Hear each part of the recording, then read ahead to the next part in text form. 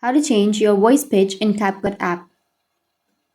So if you want to change your voice pitch in CapCut app, then what you need to do is first open up your CapCut application and go with a new project and then select the video. Go with add, which is on the bottom right. Once you've added, select your video on the timeline, then select extract audio from the menu.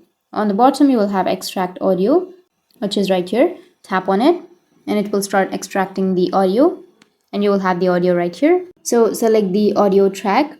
Once you've selected the audio track, you just need simply swipe right and you will have an option of audio effects or the voice effects. You just need simply tap on it.